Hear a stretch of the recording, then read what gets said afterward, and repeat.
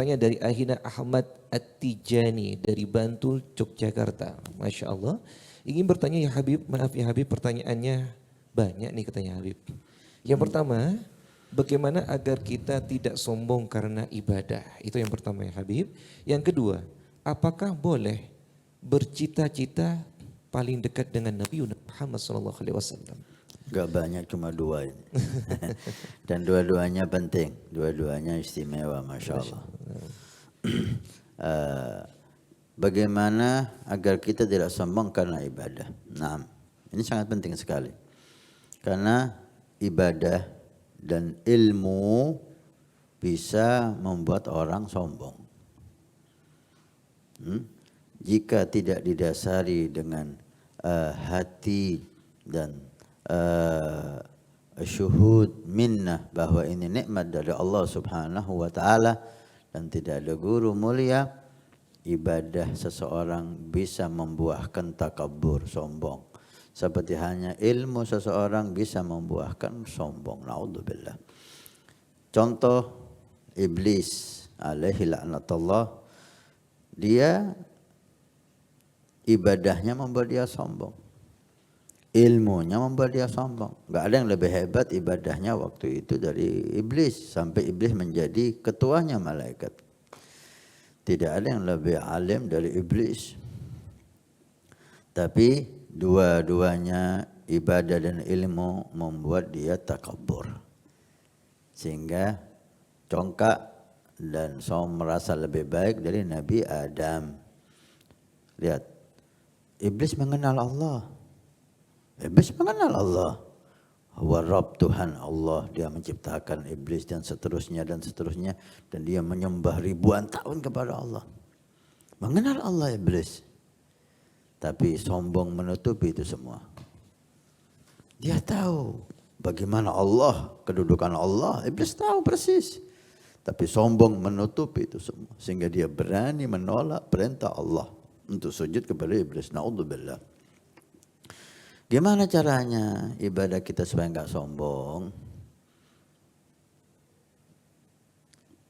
Satu, banyak sholawat kepada Nabi. Ini sholawat kepada Nabi, obat segala penyakit. Cahaya sholawat bisa membimbing kita untuk menjadi hamba yang diridhoi oleh Allah. Dua, kita harus sadar bahwa ibadah kita itu adalah nikmat dari Allah. Kita ibadah itu anugerah. Orang yang sombong itu merasa dengan ibadahnya itu dia sudah berbuat baik kepada Allah. Saya sudah menyembah Allah. Saya sudah sholat. Saya sudah tunaikan kewajiban saya kepada Allah. Padahal dia lupa. Ibadahnya itu nikmat yang harus dia syukuri. Enggak sama dengan kita mengabdi kepada manusia. Ketika kita ngabdi sama manusia, ada minnah. Kita telah berbuat baik kepada manusia tersebut. Tapi kalau kepada Allah, Allah yang berbuat kepada kita, diizinkan kita ibadah. Diberi kita taufik, kekuatan untuk ibadah. Karena taufik keinginan untuk ibadah dari Allah. Kekuatan untuk ibadah dari Allah. Semuanya dari Allah. Keinginan dari Allah, kekuatan dari Allah. Dan Allah mentakdirkan kita untuk ibadah. Dan diberi oleh Allah pahala. Apa yang lebih pantas? Kita syukuri. Kita syukur kepada Allah. Kalau Allah mau, dia akan dijadikan orang yang paling maksiat. Tapi Allah memilih dia untuk jadi orang ibadah. Yang ketiga, ibadah kita belum pasti diterima. Apa yang bisa kita sombongkan? Ibadah kita enggak pasti diterima. Kalau ditolak, apa nilainya ibadah kita? Enggak ada nilainya. Oleh karena itu, Al-Habib Umar Al-Muhdar bin Abdurrahman As-Saggaf, beliau itu setiap nafas membaca Ya Latif 1000 kali. Setiap nafas Ya Latif, Ya Latif, Ya Latif, Ya Latif. 1000 kali. Barokah fil waqt. Khaddamnya setiap nafas 500 kali. Karena khaddam Habib Umar Muhdar. Apakah itu membuat dia sombong? Ini dikirnya ya Latifnya, belum Quran, belum sholawat, belum yang lain. Apa kata beliau? Kalau aku yakin satu tasbihku, satu bacaan ya Latif, satu, padahal setiap nafas 1000 dia. Diterima oleh Allah, aku tahu itu diterima. Maka aku akan tasyakuran menjamu penduduk Tarim semuanya, berapa ribu itu. 3 hari 3 malam saya memberi makan dengan gandum dan daging. Tasyakuran. Apa artinya? Beliau tidak yakin bahwa ibadahnya itu diterima oleh Allah. Sehingga tidak bisa dibanggakan. Yang terakhir, apapun ibadah seseorang, jika akhir dalam kehidupannya maksiat, maka dia mati su'ul khatimah, neraka tempatnya. Dan akhir itu nggak ada yang tahu. Kita mau menyombongkan ibadah kita dengan orang yang tidak ibadah, belum tentu akhirnya kita lebih baik dari dia. Kalau dia lebih baik dari kita, akhirnya dia husnul khatimah, akhirnya dia su'ul khatimah, maka yang husnul khatimah lebih baik. Walaupun dia baru ibadah.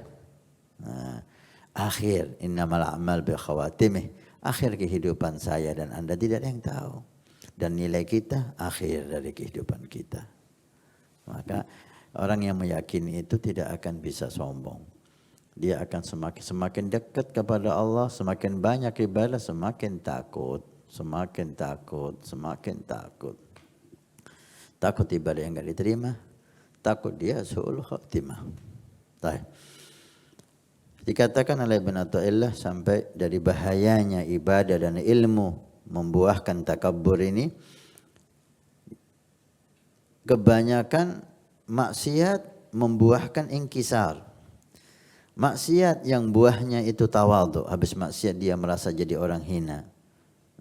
Subhanallah. Yang satu nilainya maksiat, merasa menjadi orang hina, nilainya taat. Ada maksiat yang berbuah taat. Ini lebih baik daripada taat yang berbuah maksiat. Ibadah tapi buahnya takabbur.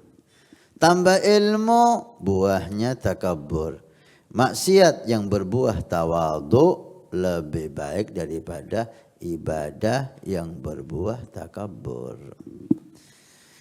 Yang paling istimewa, tambah ibadah, tambah tawadhu. Tambah ilmu, tambah tawadhu. Seperti para awliya salihin. Ya, yang pertama. Untuk pertanyaan kedua, apakah salah ingin menjadi orang paling dekat dengan Nabi Sallallahu Alaihi Wasallam? Ini yang dianjurkan. Hendaknya kita berkeinginan menjadi orang paling dekat dengan Nabi. Dan Nabi membuka itu untuk kita. Memberi kesempatan itu kepada setiap kita. Enggak harus sahabat yang menjadi orang paling dekat dengan Nabi. Nabi membuka untuk semua umatnya. Siapa ingin menjadi orang yang paling dekat dengan beliau Sallallahu Alaihi Wasallam, bisa. Di setiap zaman, di setiap tempat. Enggak harus yang tinggal di Makkah, di Madinah, di Hadramaut. Anda di Indonesia. Anda di mana tadi? Penanya tadi. Anda bisa menjadi Jogja. Anda bisa menjadi orang paling dekat dengan Nabi Muhammad. Dan itu Nabi Muhammad membuka pintu untuk kita. Dengan hadisnya yang sahih, agrabukum minni majlisan yaumal qiyamah aktsarukum alayya salata. Yang paling dekat denganku di antara kalian di hari kiamat. Nih, Ahmad At-Tijani dari Jogja. Anda bisa menjadi orang paling dekat dengan Nabi di hari kiamat. Dengan apa? Memperbanyak salawat kepada Rasulullah. Yang paling banyak salawat, dialah yang paling dekat dengan Nabi. Ya akhir.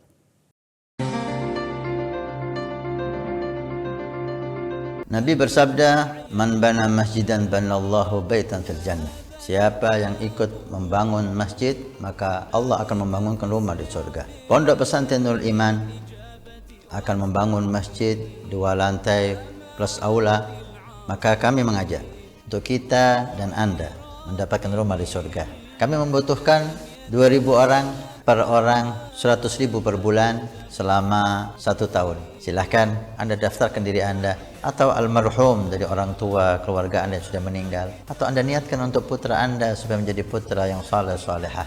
InsyaAllah dengan masjid di Pondok Pesantren Nurul Iman yang insyaAllah makmur dengan sholat, qiyamul lail, zikir, majlis taklim, belajar agama Allah. Setiap kalimat, setiap bismillah, setiap ilmu Anda dapat pahala. Setiap rakaat Anda dapat pahala.